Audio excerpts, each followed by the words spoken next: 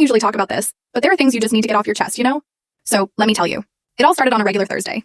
I was home alone because my parents had fought again, and my dad had left early. He said he was going to work, but by the look on my mom's face, it was pretty clear he just wanted to get away. I was in the kitchen trying to make coffee. I don't even really like coffee, but I needed something warm to hold on to. Something to keep my hands busy. That's when my brother, Lucas, came running in with his phone in his hand. "Did you see this?" he asked, not even saying hi. I took his phone and my heart just dropped. It was a message from Mom to one of her friends saying she was thinking about leaving Dad for good. I just froze.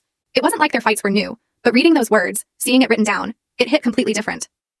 I stood there for a minute just staring at the screen, and then I heard the door open. Dad was back. He walked into the kitchen, and the moment I looked at him, I knew he already felt that something was off. "What's going on?" he asked. His voice was calm, but there was this edge to it, like he was trying hard not to panic. I took a breath and said, "Mom wants to separate." He went silent. For a second I thought he hadn't heard me. Then he started talking really fast, almost gasping for air. No, she can't do that now." And for the first time in my life, I saw my dad actually scared. He's usually so confident, so sure of himself, but right then, he just looked lost. A little while later, Mom came home. Her face looked tired. Not angry, not sad, just tired, like she hadn't slept in days. "We need to talk," she said. And then it all came out. She started explaining how she'd been feeling, how lonely she was, how she'd tried to fix things, and how it just wasn't working anymore. Dad kept trying to argue, saying they could still make it work, that we were a family, that it wasn't too late. But she just shook her head. At one point, he raised his voice. I'd never heard him yell like that before, and said, "You're saying it like it's easy. But think about us, think about the kids." And she answered softly, but firmly, "I already have. I've thought about it too much, and I can't do it anymore." After that, no one said a word. The silence in that room was so heavy I could hear cars passing by outside, the sound of a horn in the distance. Every little noise felt like it echoed inside my chest. I stepped out to the balcony just to breathe. Lucas followed me. He looked up at me and said, "Is everything going to be okay?" And I didn't know what to tell him. I didn't even know if I believed it myself. That night, nobody really had dinner.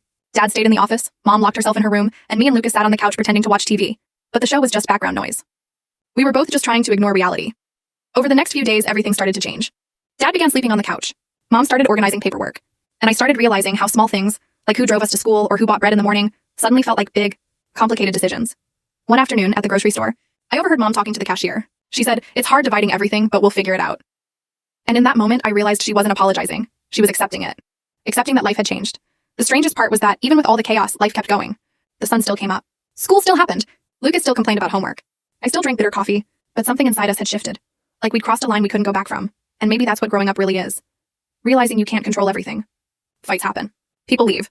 And sometimes the people you thought would never hurt each other just stop trying, but we learned to keep going anyway. One day at a time. One conversation at a time. One silence at a time. That night, I sat on the couch with Lucas leaning on my shoulder. We didn't say anything. We just stayed there, in that quiet that wasn't so heavy anymore. And I think I finally understood that even when everything falls apart, somehow, we still find a way to keep going.